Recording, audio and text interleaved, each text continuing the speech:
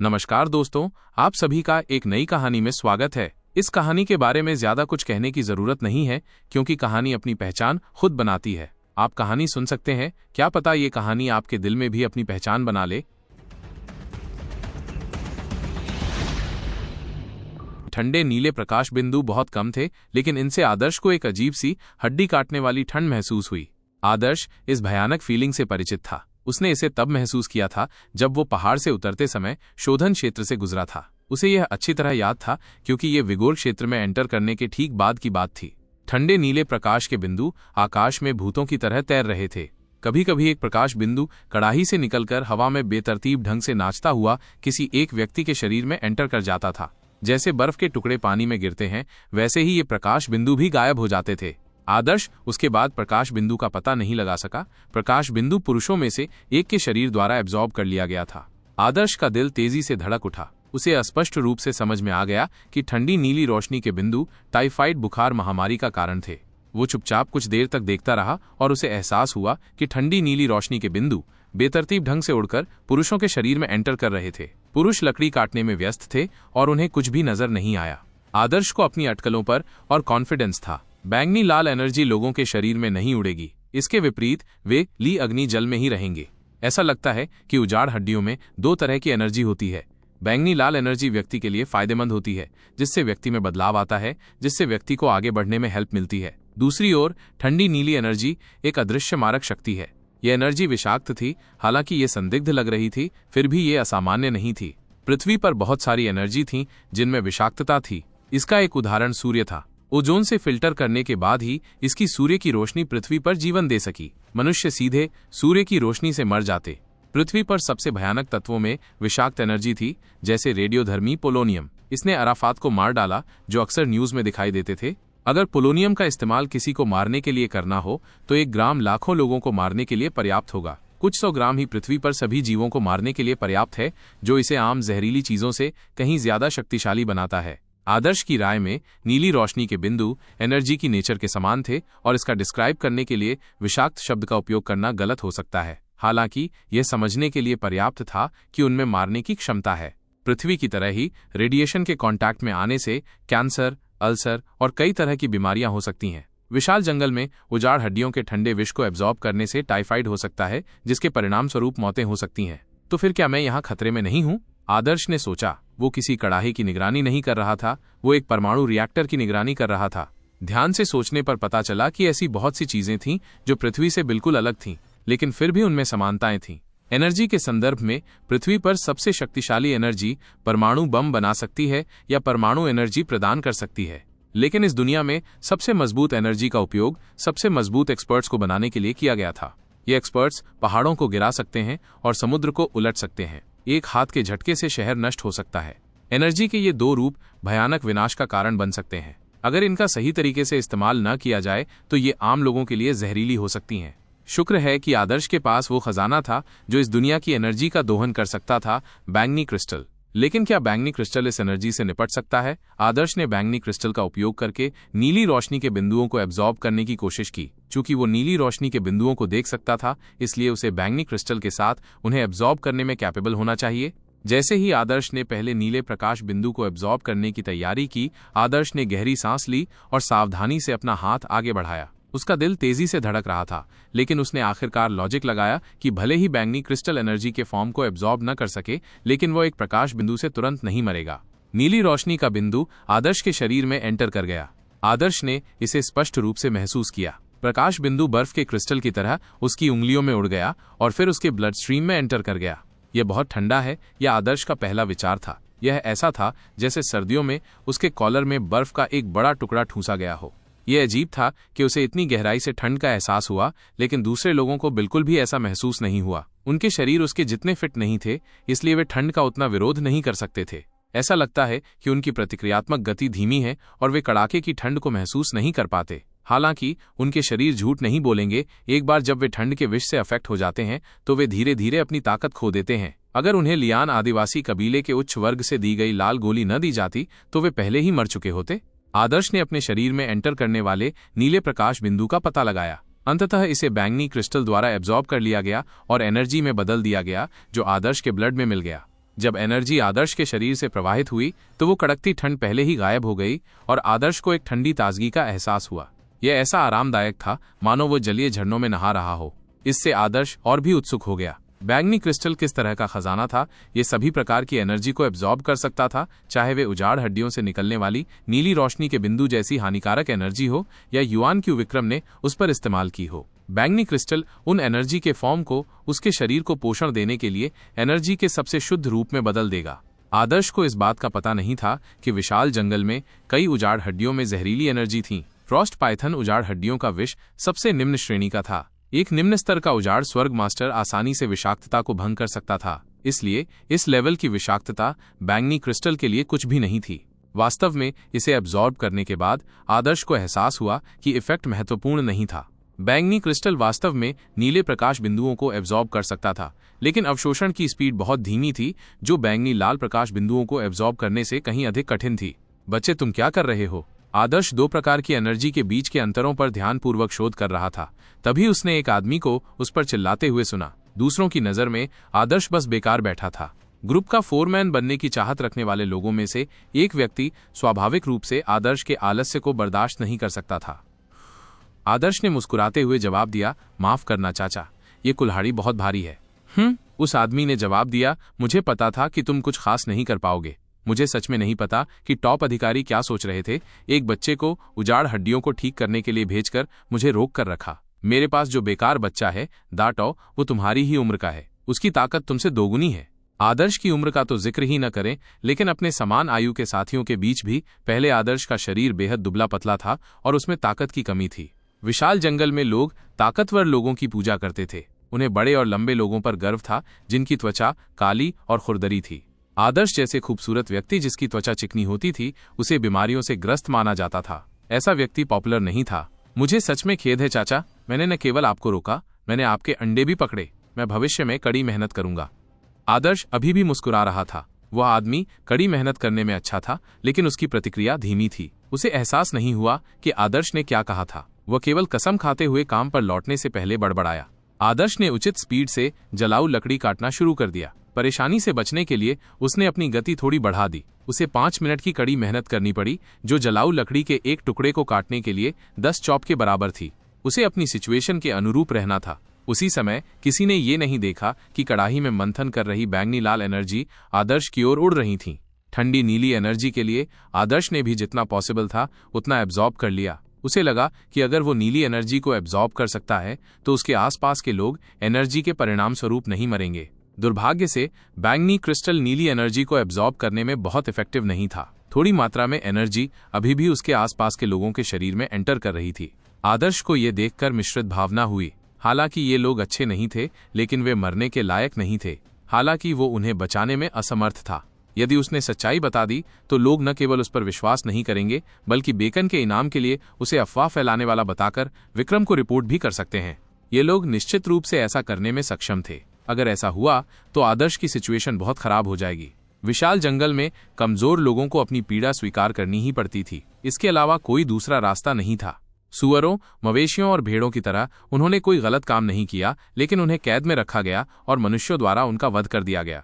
इसका एकमात्र कारण ये था कि वे कमजोर थे, और विशाल जंगल में कमजोर होना एक दोष था। कमजोर होने के कारण आप अपने भाग्य का फैसला करने में असमर्थ हो जाते थे। कमजोर होने के कारण आपको कुचला जा सकता था। उजाड़ हड्डियों को रिफाइन करने में पूरी रात बिताने के बाद भी आदर्श उन हड्डियों के भीतर की एनर्जी को बिना किसी बाधा के पूरी तरह एब्जॉर्ब नहीं कर पाया। आदर्श को यह एहसास हुआ कि उसके शरीर की एनर्जी एब्जॉर्ब करने की एक लिमिट होती है, ठीक वैसे ही जैसे खाना खाते समय पेट भरने का एहसास होता है और उसके बाद कोई और खाना नहीं खा सकता। यदि वो एनर्जी को एब्जॉर्ब करता रहता तो उसे अपने शरीर के भीतर एनर्जी का एक अशांत फ्लो महसूस होता, जिससे उसका शरीर सुन्न हो जाता। इस समय आदर्श को पूरी ताकत महसूस हो रही थी और उसे अपनी एनर्जी रिलीज करने की जरूरत महसूस हो रही थी। वह पहाड़ों पर जाकर ट्रेनिंग करने के लिए इंतजार नहीं कर सकता था। भोर तक का मुश्किल इंतजार करने के बाद दिन की शिफ्ट आदर्श को बदलने के लिए आई। आदर्श पीछे के पहाड़ों की ओर दौड़ा। वो शुरुआत में पहाड़ के एंट्रेंस तक धीमी गति से दौड़ रहा था, लेकिन जब आसपास कोई नहीं था तो वो हवा की तरह दौड़ने लगा।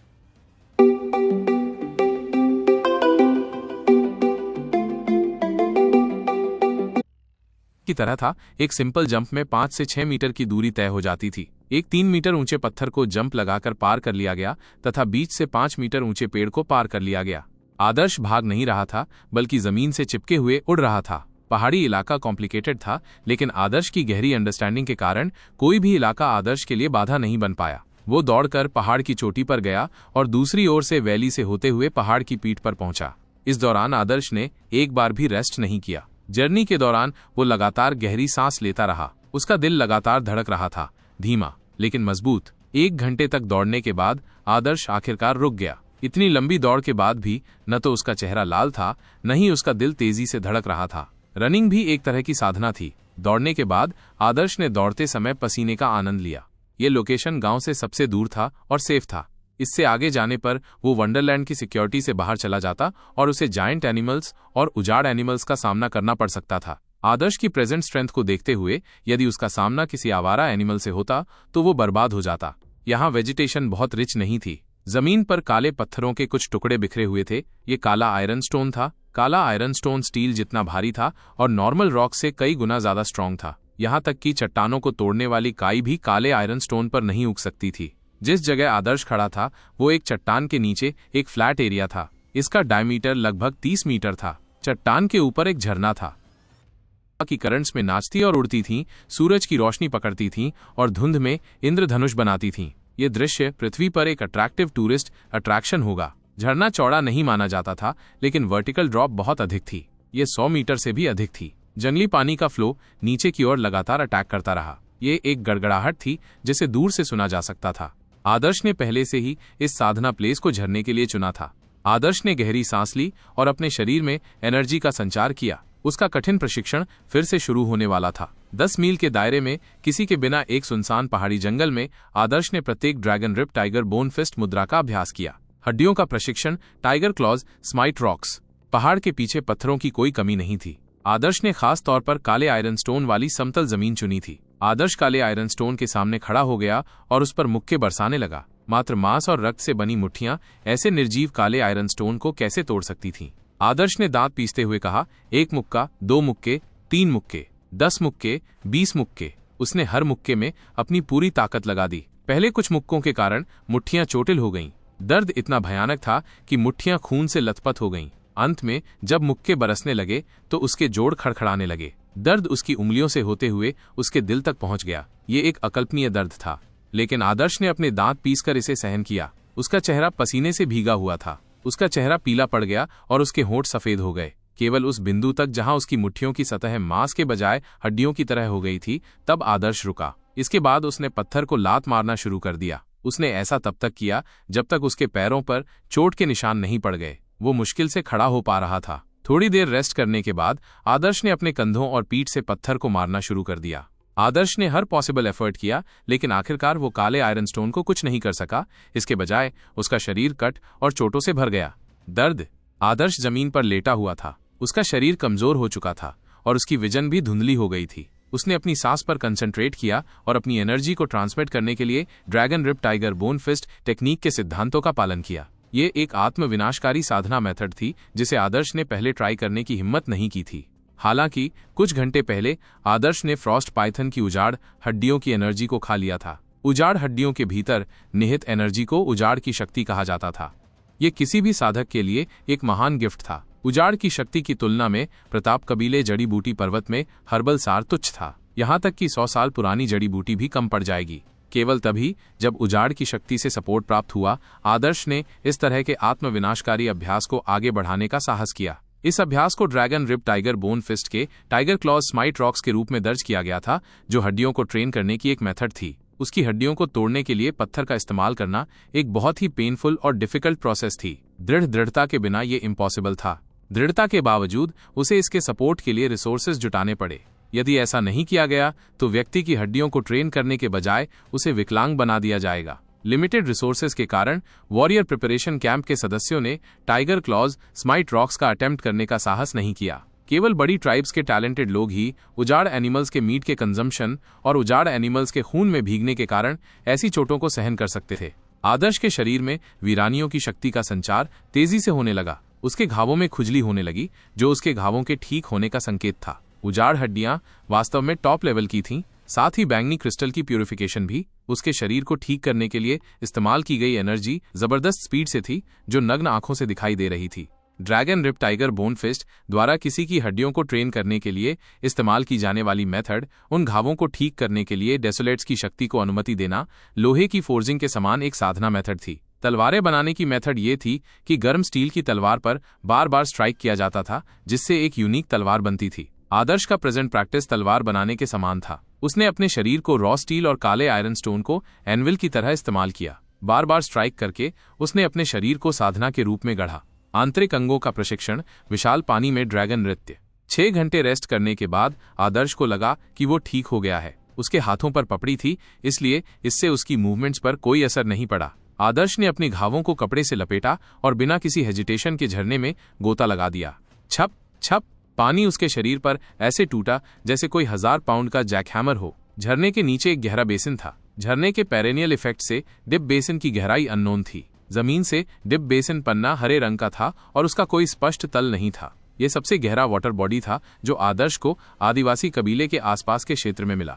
आदर्श dragon rip tiger bone fist के एक और पोज का अभ्यास कर रहा था, विशाल पानी में ड्रैगन नृत्य। दरअसल विशाल जल में नृत्य करने वाला ड्रैगन इस तरह से डेवलप नहीं किया गया था। विशाल जल का मतलब समुद्र था, लेकिन विशाल जंगल में कोई समुद्र नहीं था। आदर्श केवल झरने के पानी के बेसिन का उपयोग कर सकता था। विशाल जल में ड्रैगन नृत्य शरीर के इंटरनल ऑर्गन्स को ट्रेन करने की एक टेक्निक थी। जितना अधिक आदर्श ने dragon rip tiger bone fist का अभ्यास किया, उतना ही अधिक वो इसकी बारीकियों को समझ गया। वॉरियर की स्ट्रेंथ और एनर्जी को इजीली डेवलप किया जा सकता था, लेकिन लिगामेंट्स, बोन्स और इंटरनल ऑर्गन्स को डेवलप करना बहुत डिफिकल्ट था। Dragon rip tiger bone fist की मुद्राओं में एक वॉरियर भयंकर टाइगर पर्वत पर उतरता है के माध्यम से अपने टेंडन्स को धनुष की डोरी की तरह खींचकर उन्हें काफी स्ट्रॉन्ग करके डेवलप कर सकता था। टाइगर क्लॉज स्माइट रॉक्स का उपयोग करके वो हड्डियों को बार बार गढ़े जा रहे स्टील की तरह ट्रेन कर सकता था। जहां तक ऑर्गन्स की कल्टीवेशन का सवाल है, तो ये और भी डिफिकल्ट था। ऑर्गन्स की तुलना टेंडन से नहीं की जा सकती थी। अपने ऑर्गन्स को इजीली कंट्रोल नहीं कर सकता था। इसलिए dragon rip tiger bone fist के क्रिएटर ने विशाल जल में ड्रैगन नृत्य की मेथड बनाई थी। विशाल जल में ड्रैगन नृत्य के लिए प्रैक्टिशनर को समुद्र में कूदना पड़ता था और एक सांस में 200 मीटर की गहराई तक पहुंचना पड़ता था। उस गहराई पर प्रेशर बहुत अधिक था, जो लोगों के कान के पर्दे और ऑर्गन्स को फटने के लिए पर्याप्त था। पानी का प्रेशर व्यक्ति के ऑर्गन्स पर पड़ेगा। लंबे समय तक ऐसे प्रेशर में रहने पर व्यक्ति के ऑर्गन्स और भी टफ हो जाएंगे। आदर्श ने एक गहरी सांस ली और एक भारी चट्टान को पकड़ते हुए डिप बेसिन की गहराई में जंप लगा दी। पन्ना के हरे रंग का ये तालाब ऊपर से देखने में भले ही हरा दिखाई दे, लेकिन इसकी गहराई अनदेखी थी। आदर्श ने पहले भी इसकी गहराई का पता लगाने की कोशिश की थी, लेकिन वो कभी भी नीचे तक गोता लगाने में सफल नहीं हो पाया था। लगभग 10 मीटर की गहराई पर डूबने के बाद उसे अपने कानों में दर्द महसूस हुआ। मनुष्य के कान बहुत संवेदनशील होते हैं। गोताखोरों को सबसे ज्यादा असहनीय दबाव उनके कानों से ही महसूस होता है। मार्शल आर्टिस्ट भी इससे अलग नहीं थे। जैसे जैसे कोई गहराई में जाता है, उसके कान के पर्दे फट जाते हैं, इससे पहले कि उसके अंग दबाव महसूस कर सके। आदर्श ने अपने मुंह में हवा भरी। अपने मुंह से दबाव बढ़ाकर वो बाहरी दबाव वृद्धि को संतुलित कर सकता था, जिससे उसके कान के पर्दे में दर्द कम हो जाता था। अज्ञात गहराई तक गोता लगाने के बाद आदर्श को पानी के नीचे कम रोशनी का अनुभव हुआ। पानी की सतह की ओर देखने पर ही उसे नीचे आती हुई सुंदर धूप दिखाई दे रही थी। खतरे से बचने के लिए आदर्श चट्टान के करीब ही रहा। चट्टान पर अजीबोगरीब पत्थर बिखरे हुए थे। चट्टानें नीचे की ओर एक गहरी खाई में ले जाती थीं, जो पूरी तरह से अंधकारमय थी। ये एक भयानक और अथाह अंधेरा था। शुक्र है कि आदर्श विगोर क्षेत्र में पहुंच गया था। उसकी सांसें लंबे समय तक चल सकती थीं। एक सांस के साथ वो लगभग 15 मिनट तक टिक सकता था। पृथ्वी पर पानी के अंदर सांस रोकने का रिकॉर्ड लगभग 13 मिनट का था। बेशक उन लोगों ने प्रोफेशनल ट्रेनिंग ली थी, और अगर आदर्श ने खुद को और अधिक ट्रेनिंग दी होती तो उसका समय अधिक होता। जैसे जैसे दबाव बढ़ता गया, आदर्श को लगा कि उसके फेफड़े दब रहे हैं। उसका पेट शारीरिक तरल पदार्थों से भर गया। उसके फेफड़ों को घेरने वाली पसलियां बहुत दबाव में थीं। ऐसा लग रहा था जैसे कोई बड़ा भालू उसकी छाती पर पैर रख रहा हो। आदर्श ने उसकी पसलियों की चरमराहट की आवाज भी सुनी। यदि आदर्श ने अभी अभी हड्डी का प्रशिक्षण पूरा नहीं किया होता तो उसकी पसलियां निश्चित रूप से टूट गई होती। उसकी उदर गुहा के संकुचित होने से आदर्श के शरीर में जबरदस्त दबाव चला गया, जिससे उसके शारीरिक तरल पदार्थ और अंग संकुचित हो गए। धीरे धीरे आदर्श को लगा कि उसकी सीमा निकट आ रही है। गोताखोरी एक खतरनाक खेल था। पानी के दबाव के कारण अगर कोई बेहोश हो जाता तो उसकी मौत निश्चित थी। शव धीरे धीरे नीचे गिरता और पूरी तरह कुचल जाता। पृथ्वी पर गहरे गोताखोरी के शौकीनों को रस्सियां, गुब्बारे और अन्य जीवन रक्षक उपकरणों जैसी सभी प्रकार की तैयारियां करनी पड़ती थीं। जहां तक आदर्श का सवाल है तो स्वाभाविक रूप से उसके पास ऐसा कुछ भी नहीं था। उसे अपने ही अनुमान पर निर्भर रहना पड़ा। छप। पानी के नीचे की शांत गहराई में आदर्श अपनी दिल की धड़कन और यहां तक कि अपने खून के बहने की आवाज भी सुन सकता था। पहाड़ों में सूरज की रोशनी पहले से ही कम थी, लेकिन इतनी गहराई में कोई कह सकता था कि आदर्श पूरी तरह से अंधेरे से घिरा हुआ था। शांत, अंधेरे और उच्च दबाव वाले माहौल में केवल एक चीज जिसे आदर्श स्पष्ट रूप से महसूस कर सकता था, वो थी उसकी छाती में बैंगनी क्रिस्टल की उत्पत्ति। वो ठंडा एहसास उसके खून में बह रहा था। ये शांत भावना परियों की कहानियों में जीवन के फव्वारे की तरह थी। हालांकि ये बेहद कमजोर था, लेकिन ये आदर्श की जीवित रहने की क्षमता सुनिश्चित कर सकता था। इसने आदर्श को ऐसी स्थितियों में भी सचेत रहने की अनुमति दी। ये स्थिति उस समय की तरह थी जब उसने धरती पर गुफा में फंसे होने का अनुभव किया था। धरती के नीचे फंसे हुए बैंगनी क्रिस्टल ने उस शांत और अंधेरे माहौल में उसका साथ दिया था। आदर्श को भी लगा कि बैंगनी क्रिस्टल उसके जीवन की आखिरी शरणस्थली है। जब उसके अंग पानी के अत्यधिक दबाव के कारण क्षतिग्रस्त हो जाते थे तो बैंगनी क्रिस्टल चुपचाप उसके अंगों की मरम्मत कर देता था। इससे उसे न केवल पानी के अत्यधिक दबाव का अनुभव करने का मौका मिलता था, बल्कि कम से कम समय में ठीक होने का भी मौका मिलता था। आदर्श को पानी के अंदर समय का बोध नहीं रहा। वो अपनी ऊर्जा को संचारित करके dragon rip tiger bone fist के सिद्धांतों का पालन करता रहा। जब उसे लगा कि उसकी सांसें लगभग खत्म हो गई हैं, तो वो ऊपर की ओर तैरने लगा। गहरे समुद्र में गोताखोरों के पास आमतौर पर ज्यादा ऊर्जा या हवा नहीं होती। चूंकि ऊपर की ओर तैरने में बहुत ज्यादा ऊर्जा खर्च होती है, इसलिए पृथ्वी पर ज्यादातर लोग अपने शरीर को ऊपर की ओर धकेलने के लिए गुब्बारे जैसे उपकरणों का इस्तेमाल करते हैं, लेकिन आदर्श को खुद पर ही निर्भर रहना पड़ता था।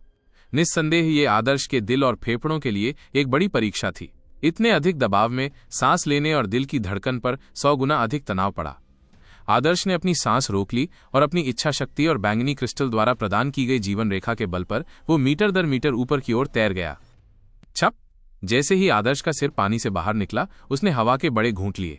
उसका चेहरा पीला पड़ गया था, उसके होंठ सफेद हो गए थे और आंखें सिकुड़ी हुई थीं। 20 मिनट से ज्यादा समय तक 100 मीटर से ज्यादा की गहराई तक गोता लगाने के बाद आदर्श को यकीन ही नहीं हुआ कि उसने ये सब एक पत्थर के अलावा किसी और उपकरण के बिना किया है। वो इस बात से हैरान था कि उसने पहली बार विशाल पानी में ड्रैगन नृत्य का प्रदर्शन किस हद तक किया। आदर्श जमीन की ओर तैरा, उसके बालों से पानी टपक रहा था। कुछ लंबी सांसें लेने के बाद उसे गहराई से महसूस हुआ कि उसका शरीर अब पहले जैसा नहीं रहा। उजाड़ की शक्ति की ऊर्जा पूरी तरह से पच चुकी थी। तालाब में आने से पहले आदर्श को ऊर्जा से भरा हुआ महसूस हुआ, लेकिन साधना के इस दौर के बाद उसे बहुत भूख लगी। ऐसा लग रहा था जैसे उसने 3 दिनों से कुछ नहीं खाया हो। यह था dragon rip tiger bone fist का प्रभाव। Dragon rip tiger bone fist ने उजाड़ हड्डियों से प्राप्त उजाड़ की शक्ति के साथ मिलकर आदर्श की ताकत को कई गुना बढ़ा दिया था। ये वास्तव में बहुत अच्छा लग रहा है। आदर्श रोने से खुद को रोक नहीं सका। का। इस लंबी चीख के बीच आदर्श के जोड़ों से चटकने की आवाजें आने लगी। हालांकि वे तेज नहीं थी, लेकिन वे बहुत स्पष्ट थीं, जैसे स्टील के छर्रों के हिलने की आवाज। थंडर्स क्षेत्र, ये मॉर्टल ब्लड का तीसरा क्षेत्र होना चाहिए। थंडर्स।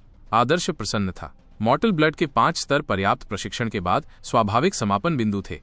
बिना किसी अड़चन के जब तक कोई कड़ी मेहनत करता है, पर्याप्त ऊर्जा की आपूर्ति के साथ कोई भी मॉर्टल ब्लड के 5वें स्तर तक पहुंच सकता है। यद्यपि कोई भी व्यक्ति मॉर्टल ब्लड के 5वें स्तर तक पहुंच सकता था, लेकिन ऐसा करने की गति में अंतर बहुत अधिक था। एक प्रतिभाशाली व्यक्ति न केवल तेजी से प्रगति करेगा, बल्कि उसकी बुनियादी बातें भी मजबूत होंगी, जिससे वो सामान्य लोगों की तुलना में अधिक मजबूत होगा। जहां तक कम प्रतिभा वाले लोगों की बात है, तो 3 से 5 साल तक मॉर्टल ब्लड के स्तरों के बीच फंसे रहना कोई असामान्य बात नहीं थी। आदर्श जानता था कि उसमें प्रतिभा की कमी है। अंतरिक्ष समय में सुरंग बनाने के बाद वो एक सामान्य व्यक्ति था जो दुबला पतला और कमजोर था। उसके पास बहुत कम ताकत थी, जो 30 किलो के पत्थर के वजन को उठाने के बराबर थी। ऐसे शरीर की प्रतिभा किसी भी तरह से अच्छी नहीं हो सकती। लेकिन बैंगनी क्रिस्टल की मदद से आदर्श की साधना में जबरदस्त सुधार हुआ था। आधे महीने में वो पहले से ही नश्वर रक्त के तीसरे स्तर पर था। तो क्या उसके लिए वैभव दिव्य साम्राज्य योद्धा चयन में 2.5 महीने के समय में बैंगनी रक्त योद्धा बनना संभव था? इस छोटी सी जनजाति में एक बैंगनी रक्त योद्धा होने से लोगों में सनसनी और उन्माद पैदा हो जाएगा। चाहे वो कोई भी हो, अगर वे आदिवासी कबीले में बैंगनी रक्त योद्धा बन सकते हैं तो उनकी पूजा की जाएगी। उसे सर्वोच्च प्रतिष्ठा प्राप्त होगी तथा जनजाति में जीवन और मृत्यु का निर्णय करने के लिए उसके पास पूर्ण शक्ति होगी। आदर्श ने समय देखा। साधना के इस दौर के बाद दोपहर हो चुकी थी। वो सुबह से साधना कर रहा था।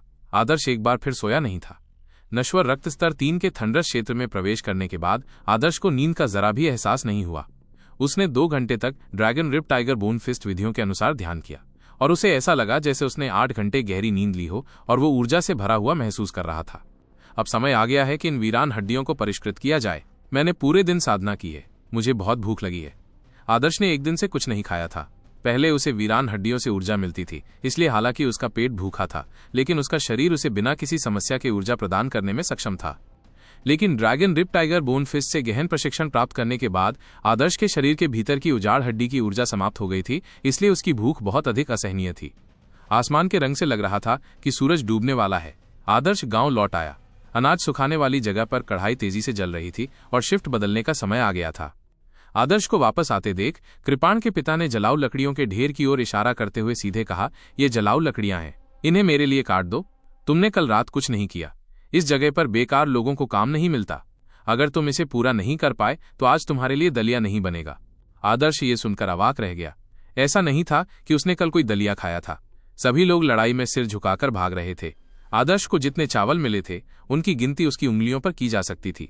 चावल के दलिया की बाल्टी को उसने इतनी सफाई से पिया और चाटा कि उसे साफ करने की भी जरूरत नहीं पड़ी। आदर्श कोने में बैठ गया और बिना किसी जल्दबाजी के लकड़ी काटने लगा। ये जलाऊ लकड़ी एक पूरी तरह से विकसित पैर जितनी मोटी थी। आग को समान रूप से जलाने के लिए इसे एक समान आकार में काटने से पहले इसे टुकड़ों में काटना पड़ा। किसी को पता भी न चले जब आदर्श लकड़ी काट रहा था तो कढ़ाई से लाल और नीली रोशनी की एक चादर निकल रही थी जो अब उसे ढक रही थी। इससे पहले आदर्श ने जड़ी बूटियों से सारी ऊर्जा को अवशोषित नहीं किया था, बल्कि विक्रम के लिए कुछ सूप छोड़ दिया था, क्योंकि उसे डर था कि विक्रम को एहसास हो जाएगा कि कुछ गड़बड़ है। लेकिन इस बार उजाड़ हड्डियों के लिए ये अलग था। आदर्श ने उजाड़ हड्डियों से सारी ऊर्जा को अवशोषित करने और अपनी ताकत को तेजी से बढ़ाने का दृढ़ संकल्प किया था। तब तक वो विक्रम से डरना बंद कर देगा। आदर्श को विक्रम के लिए थोड़ा दुख हुआ। उसने मन ही मन कबूल किया, युवा मास्टर विक्रम, मुझे खेद है। अगर मैं बैंगनी रक्त क्षेत्र तक नहीं पहुंच पाया तो ये बहुत बुरा होगा। मेरे लिए उजाड़ हड्डियों के इस सेट को साफ सुथरा खत्म करना बिना कुछ बचे, मैं केवल माफी मांग सकता हूं। अगर किस्मत से मैं उजाड़ हड्डियों को सोखने से पहले बैंगनी रक्त क्षेत्र तक पहुंच पाया तो मैं उही से चूसना जारी रखूंगा। आखिरकार बैंगनी रक्त क्षेत्र मार्शल आर्ट की राह पर बस शुरुआती कदम है। अभी भी आगे एक लंबा रास्ता है, तो कृपया अंत तक एक अच्छे इंसान बने रहो। मैं भविष्य में हमेशा तुम्हें याद रखूंगा। आदर्श ने कबूलनामा खत्म करने के बाद उसने उजाड़ हड्डियों की ऊर्जा को अवशोषित करना शुरू कर दिया। ये एक अत्यंत सुखद अनुभूति थी कि शरीर में ऊर्जा की कमी होने के बावजूद भी बिना किसी प्रतिबंध के वीरानों की शक्ति को अवशोषित कर पाना एक अद्भुत सुखद अनुभूति थी। ऊर्जा की कमी और भूख, यद्यपि ये दो अलग अलग भावनाएं थीं, फिर भी इनमें बहुत कुछ समानता थी। अत्यधिक भूख लगने पर स्वादिष्ट भोजन के अलावा और क्या खुशी हो सकती है। आदर्श ने विक्रम के सामने कोई औपचारिकता नहीं निभाई। वो जानता था कि उजाड़ हड्डियों की ऊर्जा इतनी विशाल थी कि उसे पूरी तरह से अवशोषित करने में कुछ समय लगेगा। आखिरकार उजाड़ हड्डियों को पकाने के लिए विक्रम के प्राचीन तरीकों से उजाड़ हड्डियों के सार की एक छोटी सी मात्रा को परिष्कृत किया जा सकता था। सार की ये छोटी सी मात्रा ही विक्रम के लिए बैंगनी रक्त के क्षेत्र में सफलता पाने के लिए पर्याप्त थी। हालांकि आदर्श के लिए उजाड़ हड्डी की ऊर्जा को अवशोषित करने के लिए बैंगनी क्रिस्टल का उपयोग करके वो इसे पूरी तरह से और उच्च दक्षता के साथ अवशोषित कर सकता था। इसके अलावा थंडर क्षेत्र में आदर्श की साधना का स्तर अभी भी कम था। अगर साधना की गति और तेज हो जाती तो आदर्श खुद को भी डरा सकता था। रात में आदर्श उन उजाड़ हड्डियों की ऊर्जा सोखकर अपनी बॉडी में पावर भरता था। दिन में वो योद्धा तैयारी शिविर की प्रैक्टिस पर नजर रखता और चुपके से द्रोण की dragon rip tiger bone fist की ट्रेनिंग सुनता था। योद्धा तैयारी शिविर कोई प्रतिबंधित एरिया नहीं था। लोगों का आना जाना नॉर्मल बात थी। अगर आदर्श सावधान रहता तो उसे कोई पकड़ नहीं सकता था। कौशल सीखने के बाद आदर्श साधना करने के लिए पीछे के पहाड़ पर जाता। वो उजाड़ हड्डियों से ऊर्जा लेता और उसे अपनी बॉडी में एब्जॉर्ब कर लेता। साधना की ये रिदम एकदम परफेक्ट थी। कुछ ही दिनों में आदर्श का थंडर साम्राज्य और भी स्ट्रांग होता गया। वो पानी के अंदर 25 मिनट तक रह सकता था, ऑलमोस्ट एक डॉल्फिन जितना। वैभव दिव्य साम्राज्य योद्धा चयन से अराउंड 1 महीने पहले एक पर्सन जो आदर्श के साथ हड्डियों को प्योर कर रहा था बीमार पड़ गया। भले ही आदर्श ने मोस्ट ऑफ जहरीली नीली लाइट एनर्जी को एब्जॉर्ब कर लिया था, फिर भी कुछ लाइट पॉइंट्स ऐसे थे जो दूसरों की बॉडी में एंटर कर गए, जिससे उन्हें तथाकथित टाइफाइड हो गया। पहले व्यक्ति के बीमार पड़ने के बाद आदर्श भी बीमार पड़ गया और उसकी बीमारी एक्सट्रीमली सीरियस थी। आदर्श अब अपनी वीरान हड्डियों को और फिनिश नहीं कर पा रहा था। प्रिया के अनुसार उसे लूज मोशन हो गए थे, फेस पेल पड़ गया था और वो एक्सट्रीमली वीक हो गया था। प्रिया को उसकी जगह लीव लेनी पड़ी क्योंकि वो बेड पर पड़ा था। भीम ने प्रिया का डिस्क्रिप्शन पूरा सुनने के लिए अपने कान सेट कर लिए। एक प्लेजेंट आनंद की फीलिंग ने उसे घेर लिया और वो स्माइल कर उठा। अरे लूज मोशन, फेस पेल पड़ गया है, एक्सट्रीमली वीक, उफ उफ, क्या वो बहुत ब्रेव नहीं था? इस बार वो बेड पर कैसे पड़ा रह सकता है? भीम ने एक अजीब सी आवाज में कहा। प्रिया का फेस कोल्ड पड़ गया, मानो गुस्से में हो।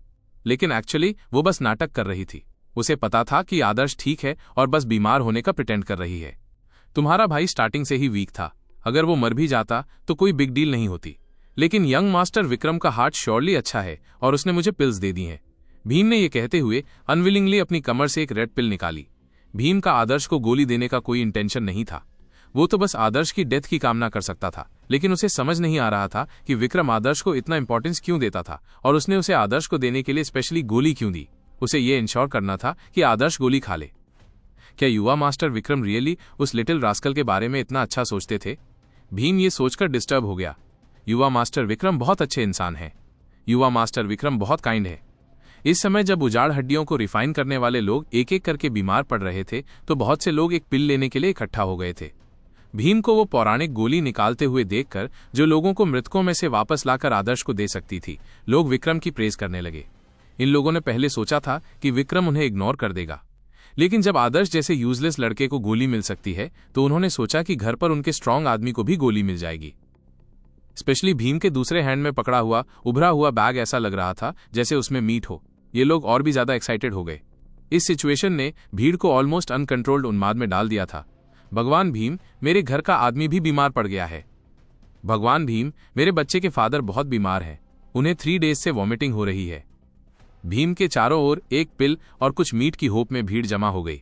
उनकी आंखें होप से भरी थीं। वे भीम के आगे झुकने को तैयार थे। भीम हैप्पी था क्योंकि उसे लोगों की भीड़ से प्रेज पाकर बहुत अच्छा लग रहा था। उसे लगा कि युवा स्वामी विक्रम बहुत ही सॉफ्ट हार्टेड है। इन पुअर कॉमन पीपल को इतनी वैल्यूएबल पिल्स और मीट देना कितना वेस्ट था। भीम पहले चुपके से एक पिल खाना चाहता था, लेकिन विक्रम ने उसे पहले ही वार्न कर दिया था, इसलिए उसे ये आइडिया छोड़ना पड़ा। ये बात कि उसे खुद उस मंकी आदर्श को गोली पहुंचानी थी, भीम को बहुत डिस्टर्ब कर रही थी। शोर मत करो, जब तक तुम रियली बीमार हो तुम्हारे लिए कुछ न कुछ श्योरली होगा। भीम ने कपड़े का बैग खोला और लोगों की संख्या का कैलकुलेशन करने के बाद पिल्स और मीट बांट दिया। जिन लोगों को गोली और मीट मिला उन सभी ने एंडलेस धन्यवाद दिया। थैंक यू भगवान भीम, थैंक यू भगवान भीम। तुम मुझे किस बात का शुक्रिया अदा कर रहे हो? तुम्हें तो युवा स्वामी विक्रम का शुक्रिया अदा करना चाहिए। युवा स्वामी विक्रम कबीले के लिए तुम्हारे सैक्रिफाइस को याद रखेंगे। जब तक तुम हड्डियों को रिफाइन करने में हार्ड वर्क करते रहोगे, युवा स्वामी विक्रम और कबीला तुम्हें डिसअपॉइंट नहीं करेंगे। भीम ने यह बात अचीवमेंट के फीलिंग से कही। उसे इल्यूजन था कि वो विक्रम जनजाति के हाई क्लास का रिप्रेजेंटेशन कर रहा है। एक्चुअली उस मोमेंट भीम को लगा कि वो विक्रम जनजाति के हाई क्लास का एक मेंबर है। हाँ, थैंक यू युवा मास्टर विक्रम। जैसे ही कुछ लोग नीचे बैठे और हेडक्वार्टर की ओर झुके, भीम रिजल्ट से हैप्पी था। उसने मोस्ट ऑफ पिल्स और मीट बांट दिया था। मीट के 2 पीसेज बचे थे, एक बिगेस्ट और दूसरा smallest. Of course biggest piece उसके लिए बचा था। जब विक्रम ने उसे मीट बांटने की परमिशन दी तो उसने बिगेस्ट पीस अपने लिए पहले ही रख लिया था। मीट के पीसेज की गिनती थी, इसलिए अगर एक पीस कम होता तो प्रॉब्लम होती। इसका सॉल्यूशन ये था कि मीट के दूसरे बिगेस्ट पीस से एक स्मॉल पीस कट कर लिया जाता। ऑफ कोर्स ये मीट का स्मॉलेस्ट पीस था। उसने मीट का ये स्मॉलेस्ट पीस प्रिया को दे दिया। ये तुम्हारा है, भीम ने डायरेक्टली कहा। मीट का स्मॉल सा पीस देखकर प्रिया समझ गई कि भीम ने जानबूझकर ऐसा किया है। हाउएवर, वो जानती थी कि बहस करना यूजलेस है, इसलिए उसने मीट का पीस एक्सेप्ट कर लिया। आदर्श ने बहुत टाइम से मीट नहीं खाया था। तुम्हारा भाई कैसा है? भीम ने लेजीनेस से पूछा और मीट का बिगेस्ट पीस अपने हैंड में रख लिया। क्या मैंने पहले नहीं कहा था? प्रिया ने तीखी रिएक्शन दी। हे, मुझे तुम्हारे पीछे पीछे चलने दो। मैं क्या कर सकता हूं? मेरा हार्ट अच्छा है और मुझे कॉमन लोगों की केयर है। भीम ने खुद को और आम लोगों के बीच डिफरेंस बताते हुए कहा। कॉमन लोग शब्द कानों को बहुत स्ट्रेंज लग रहा था। जहां तक आदर्श से मिलने की उसकी डिजायर का सवाल है तो इसका एक रीजन विक्रम का इंस्ट्रक्शन था, या फिर उसे इससे कोई फर्क नहीं पड़ता था। भीम को समझ नहीं आ रहा था कि विक्रम उस लिटिल मंकी का इतना अटेंशन क्यों रख रहा था। एक्चुअली विक्रम ने भीम से यूं ही कह दिया था और उसे सीरियसली नहीं लिया। उसकी ख्वाहिशें स्काई से भी हाई थीं। वो सब पर राज करने वाला और अनलिमिटेड वेल्थ का एंजॉयमेंट करने वाला बनना चाहता था। वो आदर्श जैसे ट्रिवियल पर्सन की केयर क्यों करता? वो बस ये जानने को क्यूरियस था कि आदर्श अब तक क्यों नहीं मरा। फर्स्ट टाइम हर्ब्स तोड़ते समय वो एक रॉक से गिर गया था। दबे होने के बाद भी वो खुद को खोदकर बाहर निकलने में सक्सेसफुल रहा। सेकेंड टाइम ऐसा तब हुआ जब उसने सीक्रेटली आदर्श की बॉडी में फेटल U1QE ट्रांसमिट कर दिया था, लेकिन आदर्श फिर भी नहीं मरा। विक्रम जानना चाहता था कि उजाड़ हड्डियों के रिफाइनिंग के साथ, उजाड़ हड्डी के आइस पॉइजन के साथ साथ ब्लड थिनिंग पिल्स की टॉक्सिसिटी के साथ क्या आदर्श अभी भी सर्वाइव कर सकता है। विक्रम के लिए आदर्श एक कॉकरोच जैसा था। भले ही कॉकरोच स्मॉल और वीक था, फिर भी उसकी वाइटैलिटी एक्सट्रीमली स्ट्रांग थी। कुचले जाने, उसके ऑर्गन्स फट जाने और मूव करने की कैपेसिटी खो देने के बाद भी कॉकरोच बिना फूड और वाटर के 1-2 दिन तक सर्वाइव कर सकता था। आदर्श भी कुछ ऐसा ही था। भले ही वो बहुत वीक था, फिर भी उसने कई बार डेथ का सामना किया था। आंगन का डोर किक मारकर खोला गया। प्रिया ने शार्प एंग्री आवाज में पूछा, क्या कर रहे हो? हा, अपने भाई से मिलने। भीम ने अंदर आकर देखा कि आदर्श बेड पर लेटा हुआ है। आदर्श का फेस पसीने से लथपथ था। उसके हेयर वेट थे और माथे से चिपके हुए थे। वहां एक पॉट था जिसमें वोमिट लग रही थी और उसे बैड स्मेल आ रही थी। धिक्कार है, ये तो बहुत पॉइजनस है। भीम ने अपनी नोज भींची और ब्लड थिनिंग पिल आदर्श की तरफ मूव कर दी। पता नहीं तुम्हारी लक कितनी खराब है कि तुम्हें यंग मास्टर विक्रम से स्पेशल अटेंशन मिल रही है। तुम तो बेगर से भी बदतर दिखते हो। तुम्हें देखकर मुझे वॉमिट सी आ रही है। क्विकली ये पिल खा लो। आदर्श ने एक्सप्रेशनलेस होकर अपने कंबल पर रखी ब्लड थिनिंग पिल उठा ली। प्रिया वाटर का बाउल लेकर आगे बढ़ी। जब आदर्श ने ब्लड थिनिंग पिल को पकड़ा तो वो पिल के एनर्जेटिक प्रॉपर्टीज को फील कर सका। उसमें एनर्जी की बहुत ज्यादा क्वांटिटी थी। उसमें कोई भी वैल्यूएबल हर्ब नहीं थी, बल्कि एक बहुत ही पॉइजनस सब्सटेंस था। एक गुड पिल में एनर्जी होती है। जब कोई पर्सन इसे खाता है तो पिल का मेडिसिनल एसेंस पूरी बॉडी में स्प्रेड हो जाता है। ये नेचुरली इंजरीज को हीलर कर देता है, जिससे पर्सन को न्यू लाइफ मिलती है। लेकिन ब्लड थिनिंग पिल जैसी बैड पिल में ऑलमोस्ट कोई एनर्जी नहीं होती। ये किसी पर्सन की कैपेसिटी को इंक्रीज करने के लिए रिजल्ट्स की केयर किए बिना पॉइजन सब्सटेंस का यूज करती है। इसलिए भले ही इस पिल को खाने के बाद पर्सन क्विकली ठीक हो सकता है, लेकिन इससे उसका लाइफ स्पैन बहुत शॉर्ट हो जाएगा। एक ऐसी पिल जो बेनिफिट से ज्यादा डैमेज करती थी, आदर्श ने उसे नहीं खाया। भले ही भीम बगल से देख रहा था, आदर्श के लिए उसे धोखा देना डिफिकल्ट नहीं था। उसने ब्लड थिनिंग पिल खा ली और एक सिप वाटर पी लिया। ऐसा लग रहा था जैसे उसने ढेर सारा वाटर पी लिया हो, लेकिन जब बाउल हटाया गया तो आदर्श ने सारा वाटर वापस बाउल में थूक दिया था। इसके बाद आदर्श को ऐसा लग रहा था जैसे उसे निगलने में बहुत मेहनत करनी पड़ रही है, लेकिन उसके मुंह में वाटर नहीं था, इसलिए नेचुरली उसने रियली कुछ भी निगला नहीं था। इसके तुरंत बाद आदर्श ने ऐसा प्रिटेंड किया कि उसका शरीर इतना वीक हो गया है कि उसे वाटर पीने में भी डिफिकल्टी हो रही है, और वो जोर जोर से खांसने लगा। प्रिया आदर्श का मुंह पहुंचने के लिए एक क्लॉथ लेकर आगे आई। मुंह पहुंचते समय आदर्श ने ब्लड थिनिंग पिल बिना किसी मार के थूक दी और पिल क्लॉथ में ही रह गई। क्लॉथ सिकुड़ जाने के कारण कुछ भी विजिबल नहीं था। भीम इग्नोरेंस और इंपेशेंस से भरा हुआ था, इसलिए वो आदर्श की मूवमेंट को समझ नहीं पाया। अगर विक्रम भी आया होता तो भी उसने आदर्श को पिल थूकते हुए शायद नहीं देखा होता। आफ्टर ऑल आदर्श तो 12 ईयर ओल्ड बच्चे जैसा दिखता था। कौन सोच सकता था कि वो ऐसा कर सकता है।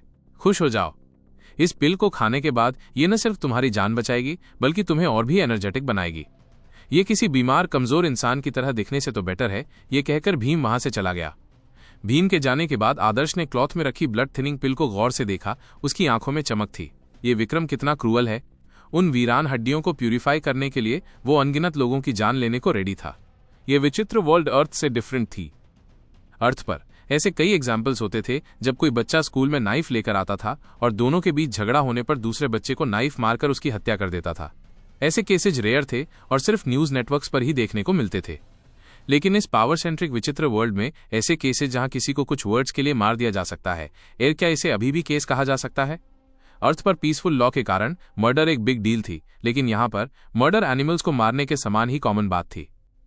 एक्चुअली कई बार किसी की हत्या करने के लिए किसी रीजन की नीड नहीं होती, ठीक से न दिखना ही इनफ होता है।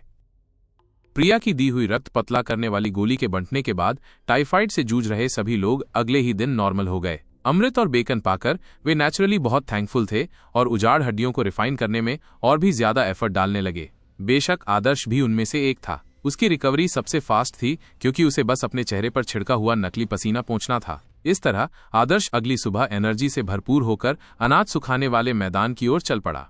बीमारी के इस पीरियड के बाद आदर्श और उसके ग्रुप ने रात की शिफ्ट से दिन की शिफ्ट में काम करना शुरू कर दिया। यह आदर्श की विश के अनुसार था, क्योंकि अब वो द्रोण के dragon rip tiger bone fist से ज्यादा कुछ नहीं सीख सकता था। द्रोण बाकी मूव्स सिखाने की प्लानिंग नहीं कर रहा था, लेकिन शुरुआती कुछ मूव्स आदर्श को कुछ समय के लिए बिजी रखने के लिए पर्याप्त थीं। दिन में उजाड़ हड्डियों को रिफाइन करना और रात में पहाड़ों में प्रैक्टिस करना इसे और अधिक सीक्रेट बनाता था।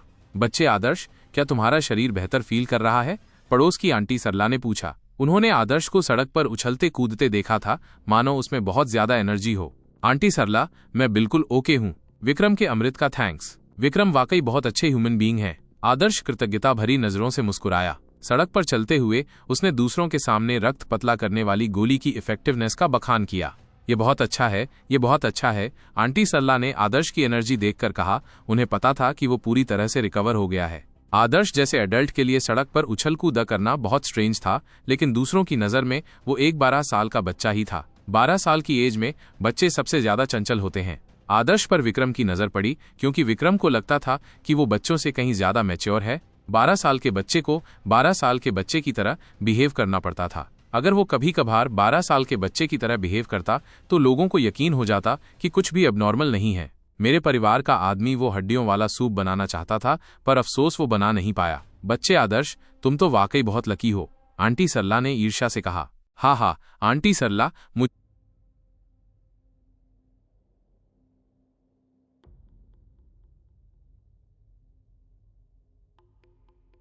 अभी भी कुछ बचा है, मैं आज रात आपको एक टुकड़ा दूंगा।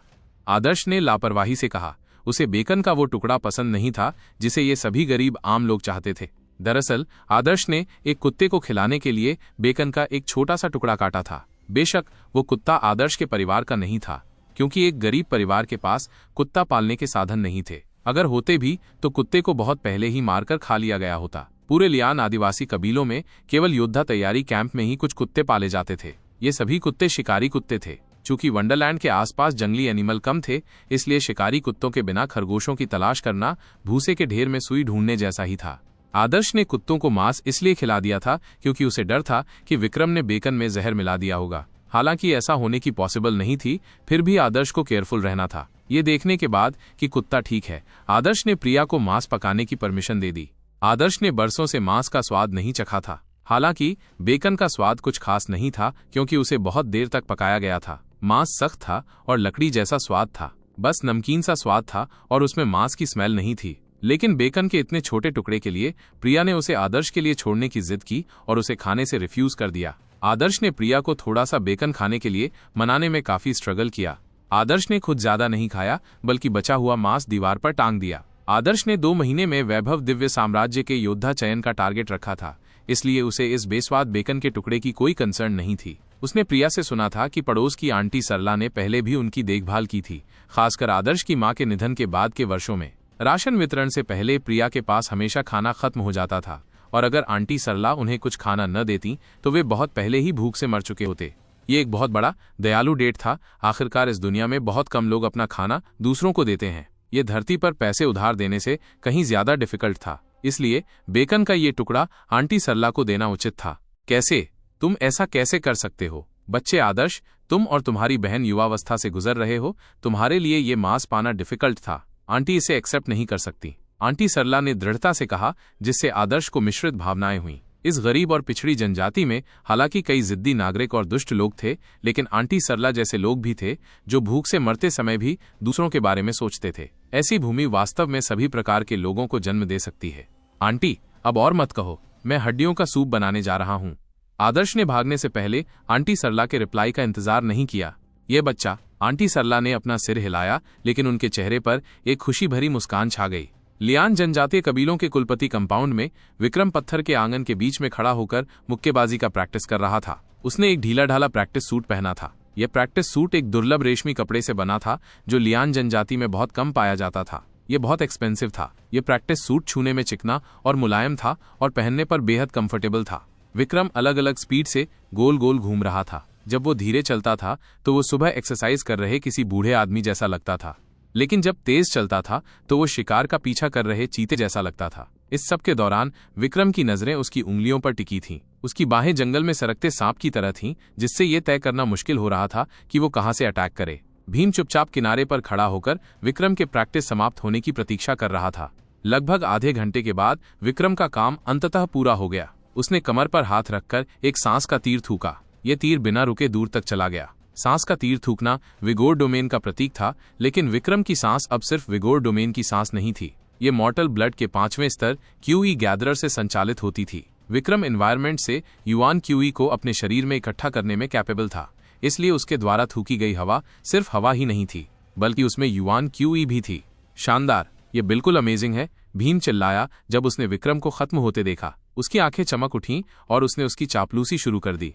यह पावर, यह स्किल 2 महीने में योद्धा चयन में युवा गुरु निश्चित रूप से वैभव दिव्य साम्राज्य का एक राज्य शूरवीर बन जाएगा। भीम ने एक बार फिर अपनी चापलूसी शुरू कर दी। विक्रम की पावर वाकई बुरी नहीं थी। उस एम्बिशन को पाने के लिए उसके पास ऐसा करने के मीन्स होने चाहिए थे। वो पिछले साल नश्वर रक्त के 5वें स्तर तक पहुंच गया था, इसलिए उसके द्वारा दिखाए गए कुछ मुक्के किसी मास्टर की याद दिलाते थे।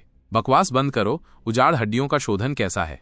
सब कुछ नॉर्मल चल रहा है, भीम ने अपनी छाती थपथपाते हुए कहा। युवा मालिक का बेकन और दवाइयां पाकर वे घटिया लोग बेहद थैंकफुल थे। काश वे सारा दिन हड्डियों को रिफाइन कर पाते। तो फिर उन्हें कुछ हर्बल अवशेष दे दो, विक्रम ने लापरवाही से कहा। हर्बल अवशेषों का अब उसके लिए कोई वैल्यू नहीं रह गया था। अचानक विक्रम ने पूछा, ठीक है, उस आदर्श का क्या हुआ? आदर्श? भीम ने तिरस्कार भरी नजरों से देखा। वो बच्चा कुछ दिन पहले बीमार पड़ गया था, उसे दस्त हो गए थे और वो पसीने से लथपथ था। पूरे घर में बदबू फैल रही थी। वो किसी भिखारी से अलग नहीं था। युवा स्वामी की काइंडनेस न होती तो वो अमृत के बिना कब का मर गया होता। मैं, जो युवा स्वामी के निर्देशों का पालन करता था, अपनी आंखों से देखता था कि उस बच्चे ने गोली निगल ली, लेकिन शुक्र है उस बच्चे में अभी भी जमीर बाकी है। पिछले कुछ दिनों से वो युवा स्वामी का गुणगान कर रहा था और कह रहा था कि युवा स्वामी की दवा की बदौलत वो ठीक हो गया। ये भीम का डिस्क्रिप्शन सुनने के बाद विक्रम के मुंह से एक सौम्य चाप सा निकला। सस्ते जीवों की ये जमात हर एक पिछली जमात से ज्यादा मूर्ख। उसने सोचा था कि इस जमात में आदर्श जैसे कुछ चतुर लोग भी होंगे, लेकिन लगता था कि उसने जरूरत से ज्यादा चिंता कर ली थी। ये अच्छी बात थी कि उनके मूक होने से उन्हें भविष्य में होने वाली किसी भी घटना को छिपाने का मौका मिल गया। ध्यान रखना, जैसे जैसे हम अंत के करीब पहुंच रहे हैं, हमें उतना ही ज्यादा ध्यान रखना होगा कि इन वीरान हड्डियों को साफ करने में कोई गड़बड़ी न हो। अगर ये सफलतापूर्वक साफ हो गया तो मैं तुम्हें बहुत बड़ा रिवॉर्ड दूंगा। अगर कुछ भी गड़बड़ हुई तो तुम मुझे अपना सिर देकर इसकी कीमत चुकाओगे। विक्रम ने आखिरी शब्द बड़ी ही निर्ममता से कहा, जिससे भीम डरकर बार बार सिर हिलाने लगा। युवा मालिक, चिंता मत करो, ये नौकर दिन रात पहरा देगा। मैं ध्यान रखूंगा कि कुछ गड़बड़ न हो। भीम हड़बड़ाते हुए अनाज धूप में तपाने वाले मैदान की ओर दौड़ा। आदर्श अभी भी अपनी सामान्य धीमी गति से लकड़ी काट रहा था। भीम को देखकर आदर्श चुपके से मुस्कुराया। यह सच था कि एक मूर्ख कुछ नहीं बिगाड़ सकता। क्या देख रहे हो, काम पर लग जाओ। क्या मरना चाहते हो? भीम दहाड़ा और एक बड़ा थैला फेंका। जब थैला खोला गया तो उसमें से जड़ी बूटियों का एक बड़ा ढेर निकला। ये अवशेष तब के हैं जब विक्रम ने अपने शरीर को इसमें भिगोना समाप्त कर दिया था। ये हर्बल अवशेष तुम्हारे लिए रिवॉर्ड हैं। जरूरी दवाइयां भी इसमें हैं। इन्हें वापस ले जाओ और पानी में उबाल लो। गर्मा गर्म ही इसमें अपने शरीर को भिगो लो, बहुत फायदा होगा। धिक्कार है, तुम लोगों को ये बहुत पसंद है। भीम ने ये शब्द कहते हुए कसम खाई। ये सुनकर उन आदमियों की आंखें चमक उठीं। वे हर्बल अवशेषों को लेने के लिए दौड़ पड़े। बेशक आदर्श को कुछ नहीं मिला। अगर आदर्श को दिया भी जाता तो भी वो उसे नहीं चाहता। आखिर वो तो विक्रम के नहाने के पानी का पानी था। क्या वो बचे हुए नहाने के पानी में भीगना चाहेगा? ये कोई जोक ही होगा। आदर्श अब भी आगे की ओर झपटने की कोशिश कर रहा था। जब उसे कोई मौका नहीं मिला तो उसने बस आह भरी। आदर्श की इतनी धीमी रिएक्शन और मंदबुद्धि देखकर भीम हंसे बिना नहीं सका। ये बेवकूफ जल्दी में भी कुछ नहीं कर सकता, और क्या कर सकता है? इसे तो भूख से मरना ही चाहिए। भीम चला गया और लोग उजाड़ हड्डियों को रिफाइन करने में लगे रहे। रिफाइन प्रोसेस में उजाड़ हड्डियों के सार को ली अग्नि जल में उबालना और फिर सारे ली अग्नि जल को वेपोराइज करना शामिल था, जिससे घुला हुआ सार क्रिस्टलाइज हो जाता। ली अग्नि जल का क्वथनांक बहुत ज्यादा था, इसलिए उसे वेपोराइज करना आसान नहीं था। अनगिनत लकड़ियां जलाई जा चुकी थीं। रिफाइनिंग के प्रभारी लोगों की खाल लाल हो गई थी, लेकिन आदर्श एक एक्सेप्शन था। उसकी त्वचा अभी भी एक बच्चे के नितंबों जैसी थी और उसके गाल गुलाबी थे। ये गुलाबीपन आग का नहीं, बल्कि वीरान हड्डियों के सार के एब्जॉर्प्शन का परिणाम था। चूंकि वह अच्छी तरह पोषण युक्त था, इसलिए उसके स्वस्थ शरीर पर गुलाबी रंग साफ दिखाई दे रहा था। आदर्श ने भीम की पीठ की ओर देखते हुए उस विशाल हंडे पर नजर डाली। एक बार फिर उसकी भूख मिट गई थी और अब वो पीछे वाले पहाड़ पर उग्र होने के लिए बेताब था। उसका शरीर भर गया था, लेकिन उसकी मुट्ठी अब और इंतजार नहीं कर सकती थी। जैसे जैसे दिन बीतते गए, लियान आदिवासी कबीलों के पीछे के पहाड़ पर आदर्श के पदचिन्ह दिखाई देने लगे। आदर्श रात में हड्डियों को रिफाइन करता, सुबह योद्धा तैयारी शिविर पर नजर डालता और फिर बाकी दिन पहाड़ के पीछे प्रैक्टिस में बिताता। शाम ढलते ही वो 2 घंटे सोने के लिए घर लौटता। आदर्श की प्रैक्टिस अत्यंत कठिन थी, लेकिन इससे उसकी पावर में भी बहुत इंप्रूवमेंट हुआ। पीछे वाला पहाड़ जड़ी बूटी वाले पहाड़ से कुछ डिस्टेंस पर था, और चूंकि वो गांव से बहुत दूर था, इसलिए दिन में यहाँ बहुत कम लोग आते थे। रात में तो यहाँ परछाई भी नहीं होती थी, इसलिए आदर्श आराम से ट्रेनिंग ले सकता था। 15 दिन बाद आदर्श दहाड़ा। उसका शरीर तीर की तरह आसमान में उछल गया। वो 10 मीटर ऊंची चट्टान को छलांग लगाकर पार कर गया था। कानों में गूंजती हवा के साथ आदर्श के शरीर का हर जोड़ ड्रैगन या बाघ की दहाड़ की तरह जोर से चटक रहा था। भयंकर बाघ पहाड़ से उतरता है। आदर्श ने एक जोरदार मुक्का मारने से पहले अपने शरीर को तना हुआ रखा और अपने पैरों को कूल्हे पर दबाया। ट्वैंग! आदर्श के शरीर से एक स्पष्ट ध्वनि निकली। ये किसी जोरदार धनुष की टंकार जैसी ध्वनि थी। ये आदर्श के स्नायु बंधन द्वारा उत्पन्न हुई थी। द्रोण की तुलना में यह ध्वनि और भी तीव्र थी। काचा। आदर्श के सामने एक विशाल चट्टान टूटकर गिर गई जब उसने एक मुक्का मारा। चट्टान पर मकड़ी के जाले जैसी दरारें दिखाई देने लगीं। ये कोई साधारण पत्थर नहीं था, बल्कि काले लोहे के पत्थर से बना था। यह आम पत्थरों से कहीं ज्यादा स्ट्रांग था, लेकिन आज आदर्श के घूंसे से चकनाचूर हो गया था। Chirp chirp chirp. जंगल में कई पक्षी डर के मारे उड़ गए। सदमे से सभी कीड़े मकोड़े और मेंढक तुरंत शांत हो गए। उस पल पूरा पहाड़ शांत था। सिर्फ पत्तियां और पक्षियों के पंख जमीन पर या आदर्श के सिर और कंधों पर गिर रहे थे। 9 बादलों में गड़गड़ाहट सरप्राइज धनुष झुंड को गिराता है। मेरी मुट्ठियां ऐसी कंडीशन में पहुंच गई हैं। इस समय जब आदर्श अपनी पूरी पावर लगाता तो उसके जोड़ जोर से चटकते और एक गड़गड़ाहट जैसी आवाज आती। जहां तक सरप्राइज बो ड्रॉप्स फ्लॉक की बात है, ये सिर्फ एक अकेले घायल हंस के लिए ही पॉसिबल होगा, क्योंकि नौशी स्ट्रॉन्गबो को भी झुंड को डराकर गिराने में दिक्कत होगी। आदर्श के शरीर की एक सहज हरकत से का जैसी आवाज निकलती थी। उसकी हड्डियां धातु की तरह मजबूत थीं और उसकी नसें ड्रैगन की पसलियों जितनी मजबूत थीं। मेरा वर्तमान लेवल पूरी तरह से कंसोलिडेटेड हो गया है। अब समय आ गया है कि मैं अपने चैनल खोलने का ट्राई करूं और मेरिडियन के चौथे डोमेन में एंटर करूं। मानव शरीर में शिरोबिंदु होते हैं, लेकिन सामान्य लोगों के शिरोबिंदु खुले नहीं होते। इसलिए वे स्वर्ग और पृथ्वी से युआन क्यूई को एडजस्ट करने के लिए सर्कुलेशन पूरा करने में अनेबल होते हैं। जब कोई योद्धा आर्ट्स का प्रैक्टिस करता था तो वो अपने शरीर के पूरी तरह ट्रेंड हो जाने के बाद अपनी मेरिडियंस को क्लियर करने का ट्राई करता था। ये मार्शल आर्ट की राह पर पहला स्टेप था। मानव के नाड़ियों में 12 नियमित मध्याह्न और 8 विशेष मध्याह्न होते हैं। 12 नियमित मेरिडियन व्यक्ति के अंगों में फैले होते हैं। ये 3 भुजा यिन मेरिडियन, फेफड़े, पेरिकार्डियम, हृदय, 3 भुजा यांग मेरिडियन, बड़ी आंत, त्रिक बर्नर, छोटी आंत, 3 टांग यांग मेरिडियन, पेट, पित्ताशय, मूत्राशय और 3 टांग यिन मेरिडियन, तिल्ली, यकृत, गुर्दा हैं। जहां तक 8 विशेष मेरिडियनों की बात है, वे पूरे शरीर में फैले हुए हैं। इनमें से 2 सबसे महत्वपूर्ण विशेष मेरिडियन रेन डू एयर माई थे। रेन डू एयर माई की पोजीशन व्यक्ति की सेंट्रल एक्सल लाइन में है और सामने से एक सीधी रेखा के रूप में दिखाई देगी। रेन शिरा आगे की ओर स्थित होती है, जबकि डू शिरा पीछे की ओर। ये दोनों रेखाएं व्यक्ति के शरीर में एक बंडल के रूप में घूमती हैं, जो दांतयान और हुइयिन से होकर गुजरती हैं। जैसे 2 रस्सियां व्यक्ति की जांघों के बीच से होकर गुजरती हैं, ये उसके शरीर को थामे रखती हैं।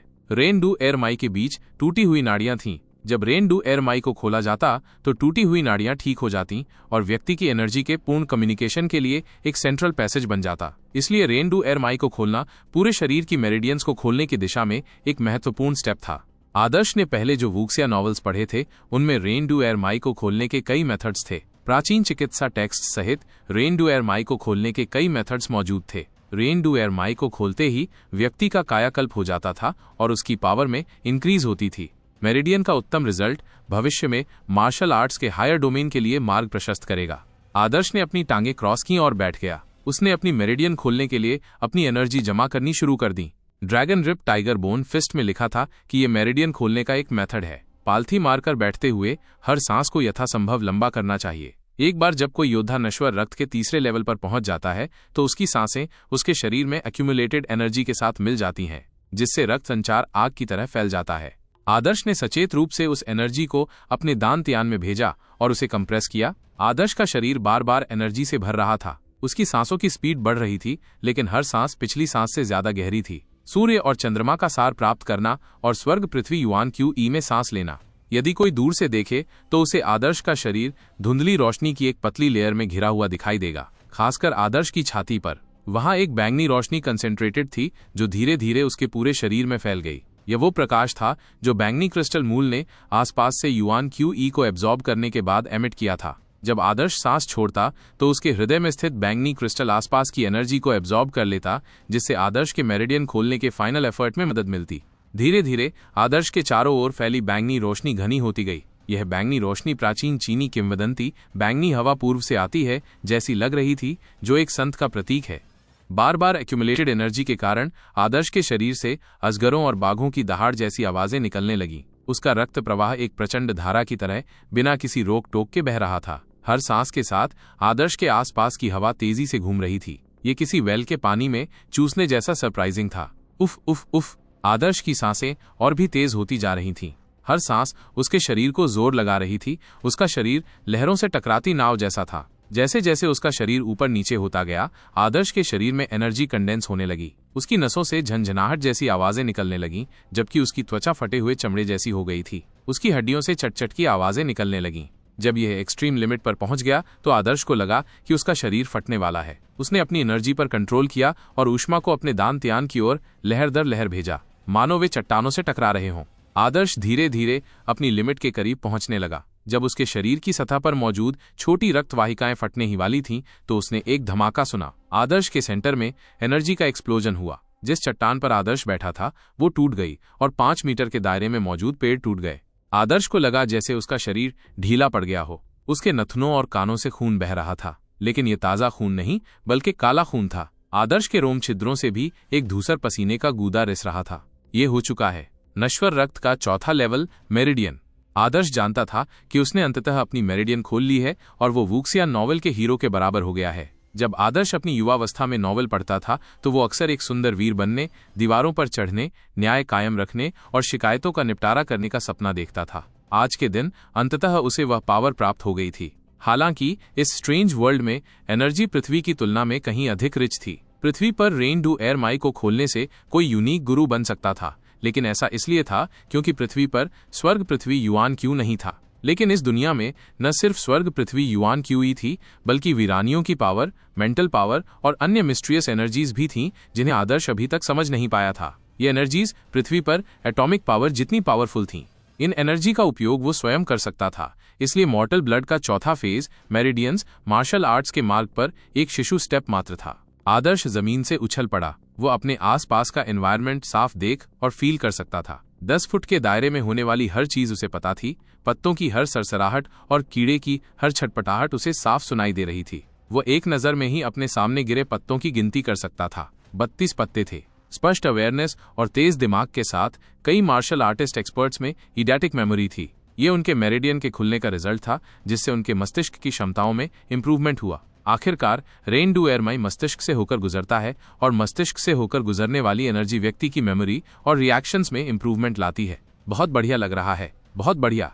शरीर ट्रांसफॉर्मेशन से गुजरकर आदर्श बेहद खुश था। उसने मॉर्टल ब्लड के मेरिडियन के चौथे लेवल को पूरी तरह से पेनिट्रेट कर दिया था। इतना ही नहीं, उसने मज्जा शुद्धि के एक और राउंड का एक्सपीरियंस भी किया था। मनुष्य हर तरह के अनाज खाते हैं जिससे उनके शरीर अशुद्धियों से भर जाते हैं। बैंगनी रक्त डोमेन में पहुंचने से पहले मज्जा शुद्धि के एक राउंड से गुजरना जरूरी था। मज्जा सफाई जितनी ज्यादा गहन होती उतना ही बेहतर होता। आदर्श 2 बार ऐसा कर चुका था, इसलिए पिछली बार की तुलना में उसके शरीर पर कम गंदगी थी।